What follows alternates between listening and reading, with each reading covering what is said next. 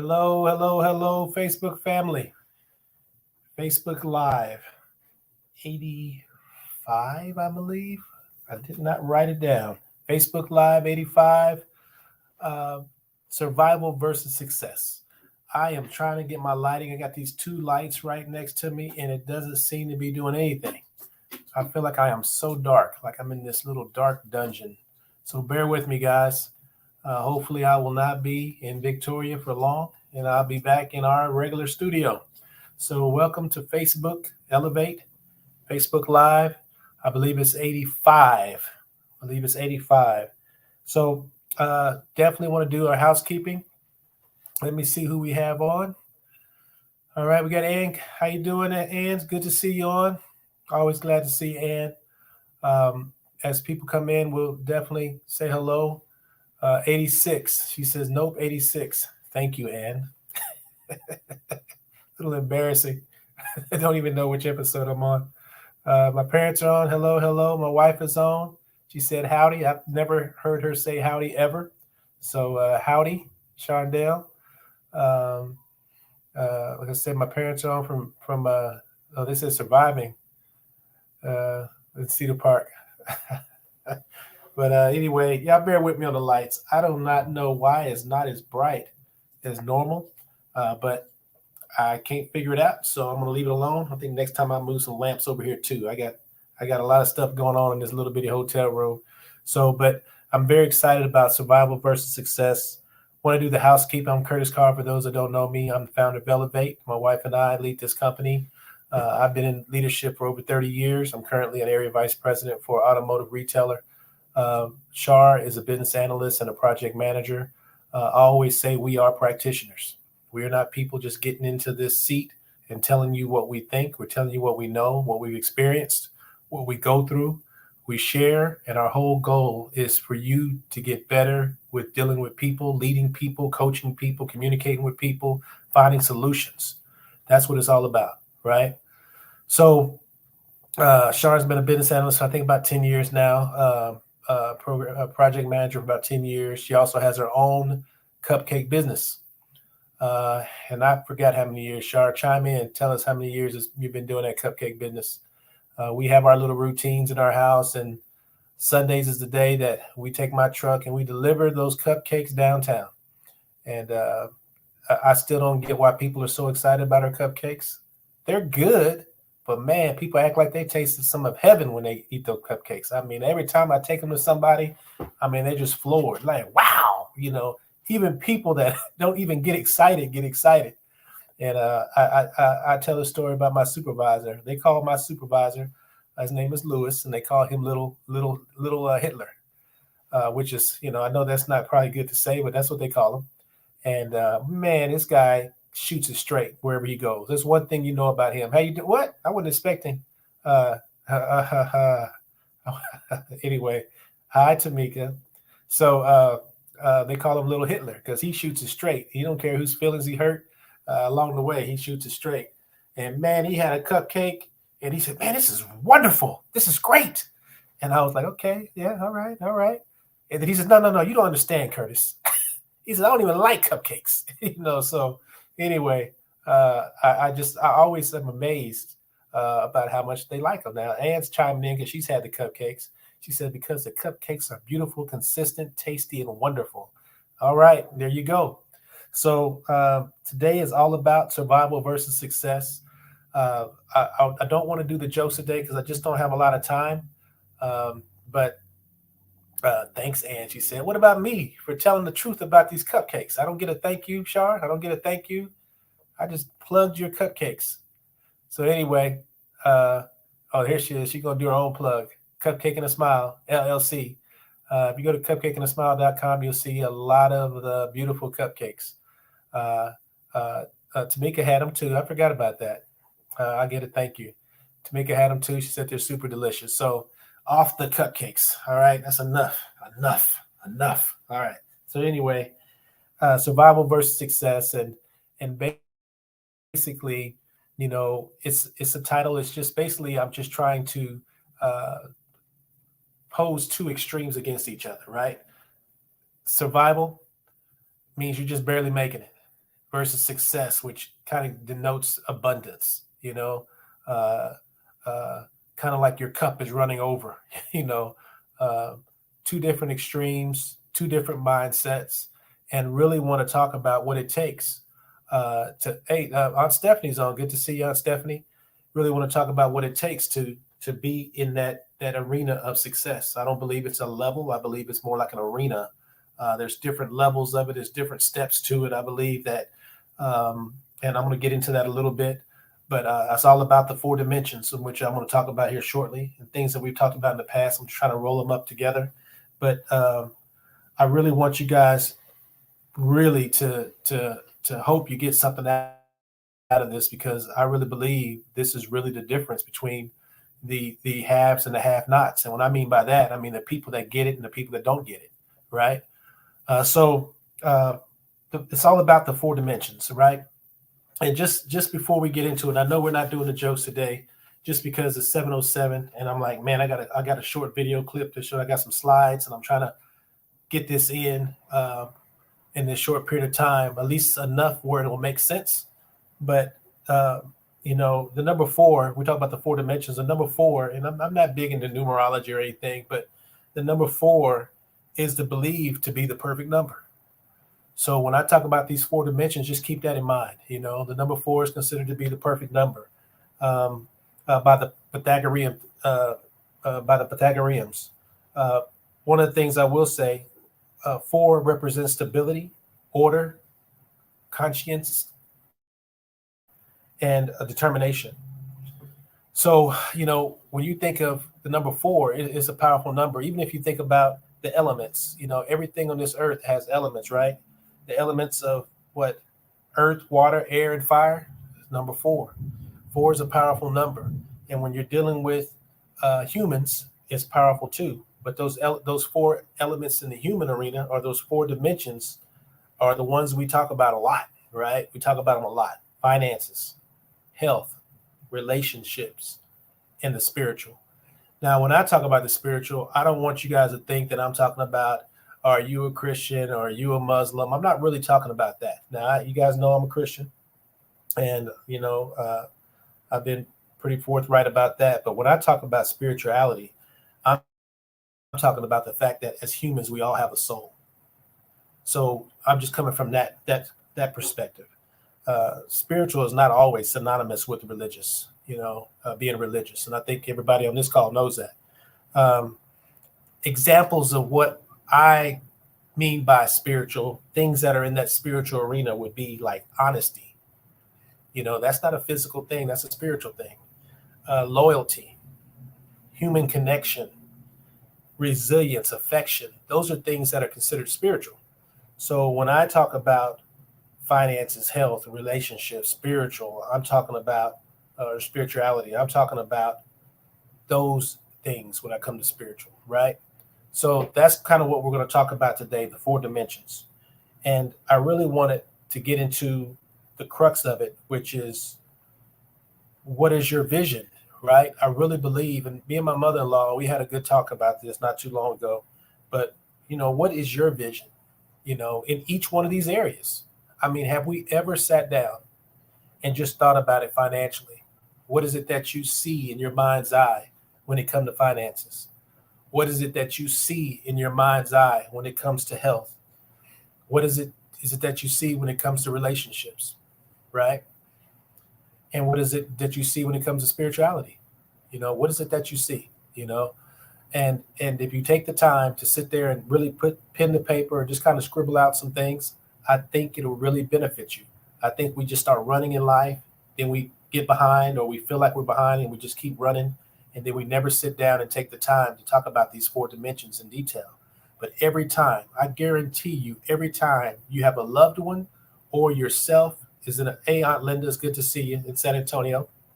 Whenever you have a loved one, or it's you that is struggling, hurt, some kind of pain, it's somewhere in those four. It's either going to be financial, it's going to be your health, it's going to be in those relationships, whether they're relationships like intimate relationships, or friendships, or it's going to be a spiritual problem. So those four areas What is your vision in those 4 areas, right? I'm gonna give you an example. So I'm gonna rate myself in those areas, but before I do that, for me, the vision in the spiritual area, so that I can be consistent in behaviors that I know that I need to be. Um, an example would be, and I never want to come across, golly, I don't want to come across like I'm doing this all the time. I'm not.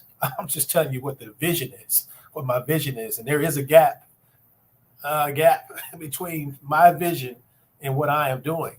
But the battle is real, and I'm fighting that battle. And when I notice that I fight that battle between my vision and my reality, I find that things on the outer areas of my life tend to go well. You're fighting and fighting. Next thing you know, boom, you're getting a 50,000 a year promotion, or you're getting a wife that's dynamic, you know, or just. But my head was down. I wasn't thinking about those. I was thinking about my vision, right? And I think that that is the missing point with a lot of people. They just start running, man. You never sit down and think in your mind's eye what it is that you want in those 4 areas: finances, health, relationships, and the spiritual area. So, the vision, what it would look like for me if I was executing on all cylinders, right? And I would read 10 chapters a day, the good book of the Bible, right? I would have 2 weeks out of the month, I'll probably be in church. I know some people are like, oh, yeah, 2 weeks is about all I can take. All right. I would be a consistent tither, not a every once in a while tither. You know, I would pray at least 20 minutes a day consistently. Um, I would probably, I always had numbers. I would probably lead 12 people a year to Christ. And that's work. If you're actually leading people to Christ and discipling them and all that, 12, that's one a month, man. That ain't no joke. So for me, that would be the blueprint in just that area. But if you ask me to rate myself in those areas, financially, I give myself about a 5. You know, I don't save as much as I should. I'm not super disciplined with my money. I'm not raggedy. Don't get me wrong, but I'm not super disciplined. Health, I give myself a 2. I don't take care of myself like I should. You know, and I got on this broadcast and I said, man, I did push-ups the other day. That's how bad it is. I did push-ups for 4 days in a row, and I'm up here telling you guys about it. So health, I would give myself a 2. Now I don't have any sicknesses right now at least I don't know about them yet. I feel pretty good, but relationships, I give myself a 9. Uh, Now I give myself a 9. I feel like the people around me, the people I deal with, the people that I work with, that I'm close to, I think those are super positives for me. Spiritually, I give myself about a 4. You know, so I'm definitely not talking from a place of perfection. There's a lot of holes, but I think that the big win is that there is a vision.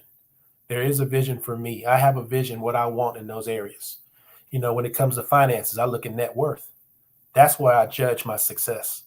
I don't judge it based on, okay, I'm making this, and I don't know anybody else that's close, or I know a few people that are more than me, or whatever way you want to judge it. I don't judge it like that. I look at it like, what should my net worth be?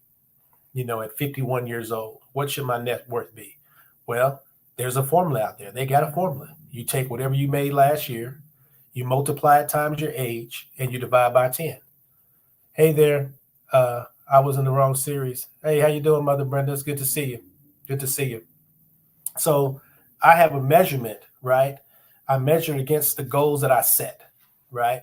And as I put my head down and I'm working, trying to reach these goals, it just always seems that I start winning on the outside, even though I'm not reaching the goals all the time. But I'm focused on that. And that's what keeps me winning. And that's what makes me successful, is the fact that I'm not swayed by all the stuff that's going around on the outside. I'm focused on the vision that I have for my life. Now, I try to sell my wife on my vision. Some things she gets with, some things she's like, they don't really believe in that. That's fine. It was my vision, not necessarily her vision. Before we got married, we talked about all this stuff, right?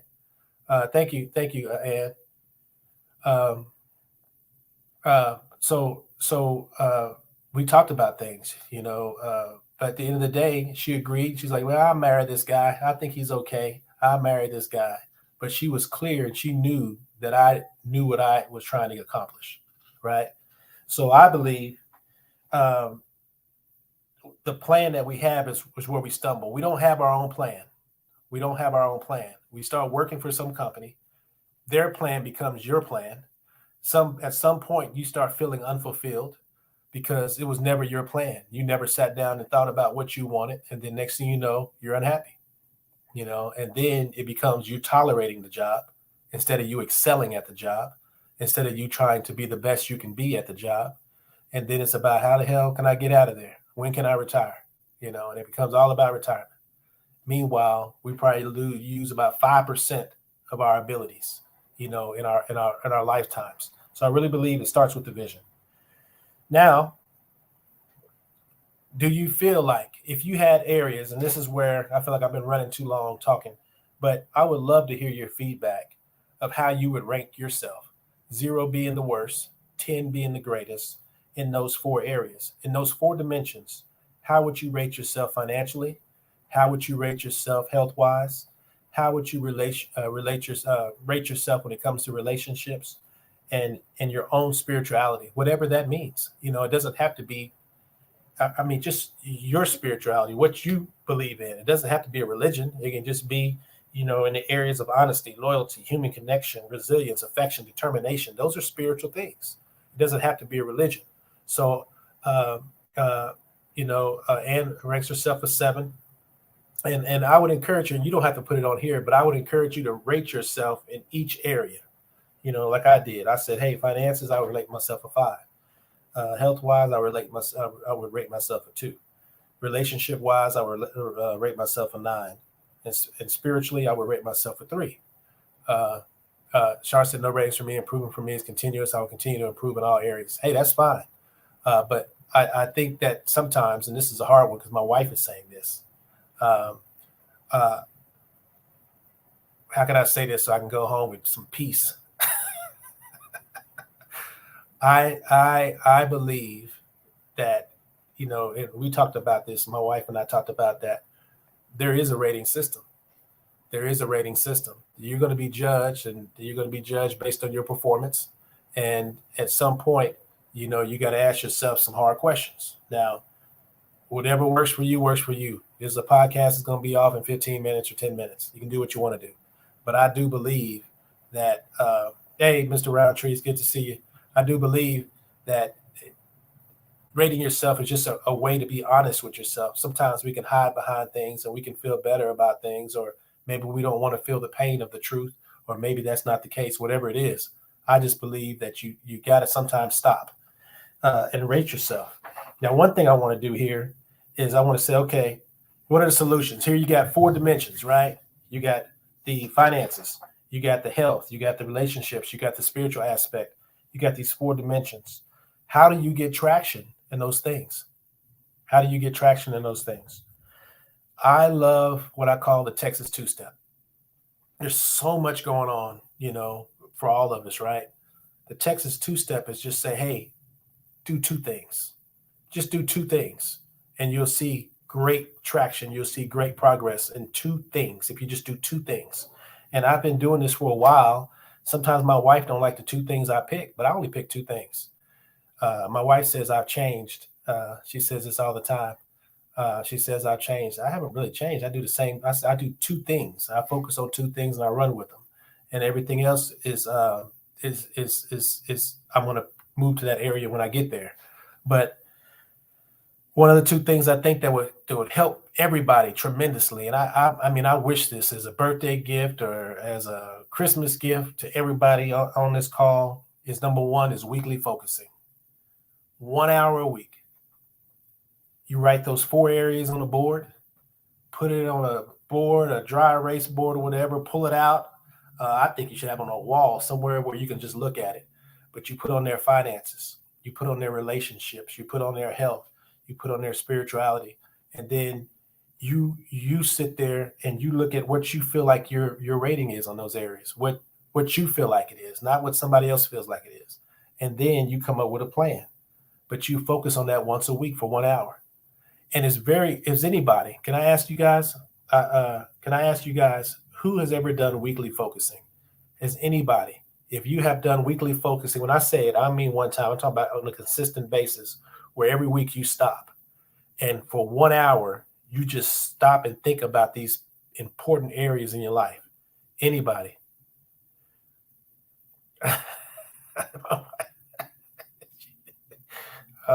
See, my wife said, nope, you have. We used to go grocery shopping together. Oh my God. So anyway, has anybody done weekly focusing? So 1 hour. I mean a little bit more parameters around it.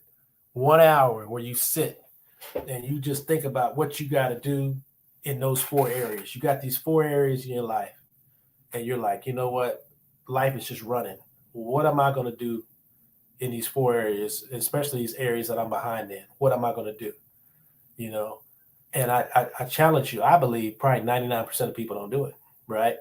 Because we're just running, right? And then eventually we feel unfulfilled. The second thing I would please recommend is to be strategic in time management. You know, and what I wanted to do was I wanted to play this short video. It's 7:22. It's a short video. I almost don't want to play it, but I'm gonna play it. But it's really good. It's a very good time management piece. And if I can get my mouse working, I'm gonna play this real quick. I hope you like it. It's very good. Let's see. It says video file. All right. I'm nervous doing this stuff because I'm afraid I'm gonna lose all you guys. But here it goes right here. Have you ever had the feeling that you've had more to do than you can accomplish in a day, a week, or in a month? There is a proven time management strategy that can help solve this problem. Not only can it help to decrease stress levels, but also help increase your own productivity at the same time. The Covey Time Management Matrix, developed by author and businessman Stephen Covey, supports you in prioritizing tasks by urgency and importance, and sorting out those tasks that are less urgent or less important than you shouldn't do yourself. This results in 4 quadrants with different work strategies. We call the first quadrant the Do Now sector, as it contains tasks that are important to your life or career and need to be done today or tomorrow at the latest. These are items that, if left neglected, can be problematic for you. You can use a timer in order to help you get as much of them done as possible. An example of a number 1 task could be preparing a presentation for an important meeting. The second quadrant we call the Decide sector, as its tasks are important but less urgent. Typically, these are tasks without a time limit but are directly related to long-term goals. A best practice for items in this quadrant is to plan for them in your calendar and schedule time to work on them. An example of a number 2 task could be a conversation with your manager on your career development or learning a new software program. The third quadrant takes up things that you could delegate, as they are considered less important to you than others, but are still pretty urgent. Be sure to keep track of delegated tasks.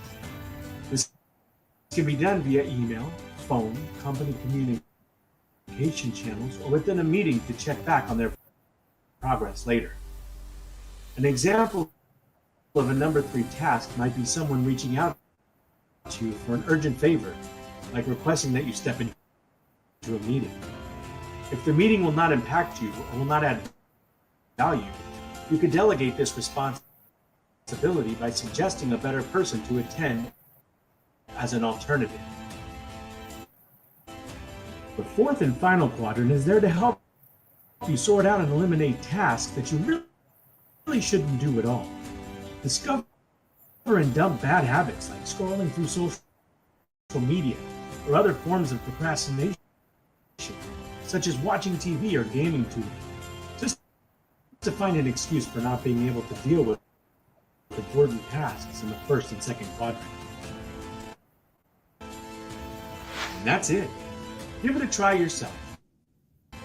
Don't forget, as Stephen Covey once said, the key is not to prioritize what's on your schedule, but to schedule your priorities.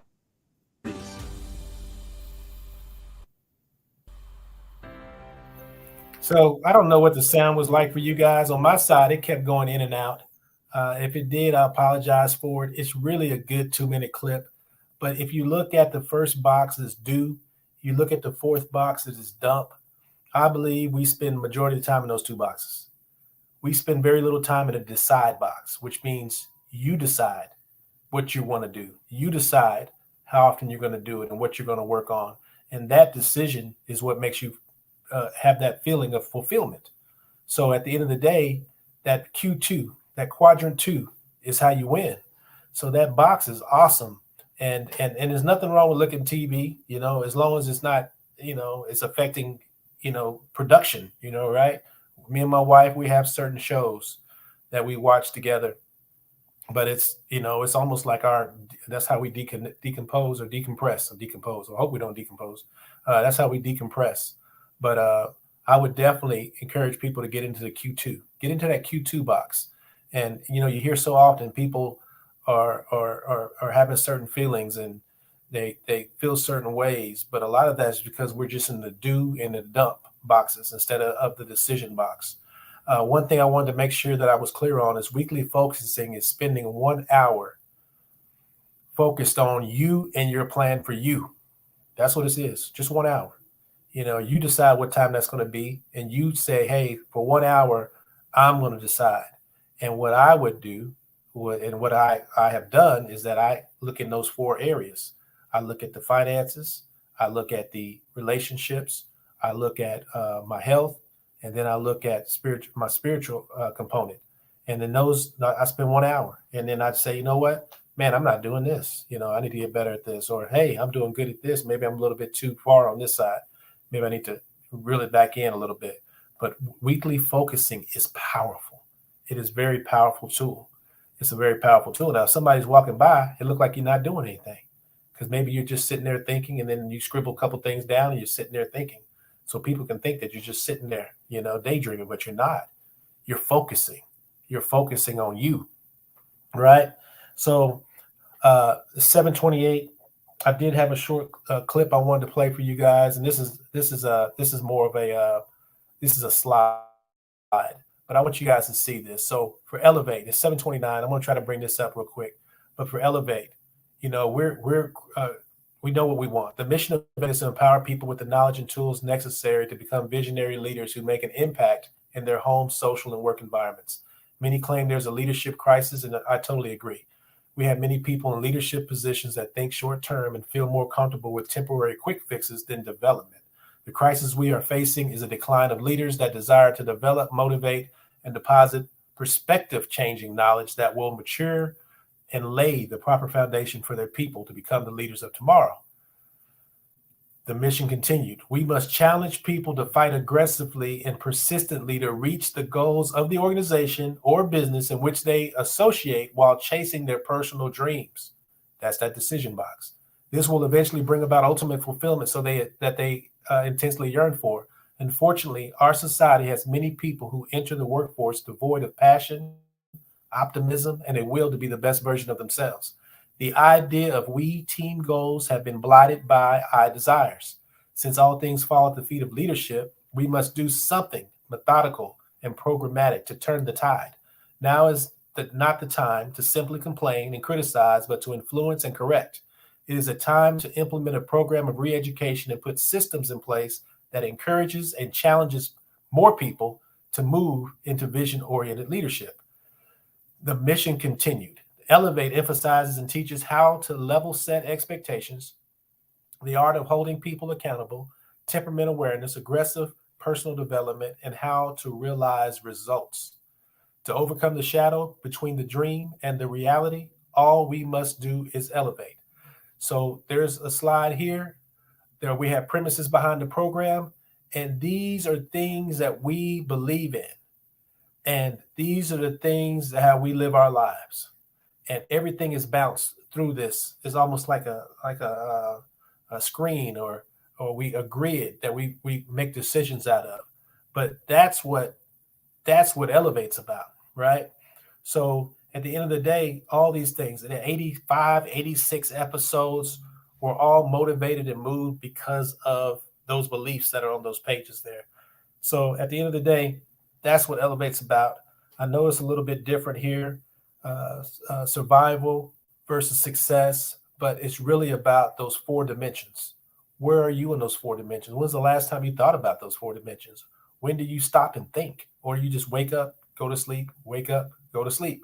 At what point do you make that important that you have a vision for you, that you execute for you, that you think about how you're executing it once a week and kind of grade yourself or rate yourself on your performance? Or is everything that you get rated on is by an outside person? Maybe it's the job or maybe it's the spouse. What do you do for you? So I hope that you guys got something out of this. One thing I want to say, I know it's 7:32. I know y'all looking at the clock like, what are you doing? Shar and I will be out of town. We're going on vacation. So next week we'll not be on. We'll make sure that we post stuff on the different social media sites. But I really appreciate you guys coming on. I hope that this made sense to you. It made perfect sense to me in my head, but that doesn't mean I communicated right. So I hope that you guys got something out of it. But please, Q2 living is where it's at. You make the decision. You decide. You come up with a vision. You execute. And then you will feel fulfilled because you're the one. Thank you. Thank you. Vaya con Dios. Be with God. I got you. That's about the only 3 words I know in Spanish. Thank you, guys. You guys have a great one. And I appreciate you.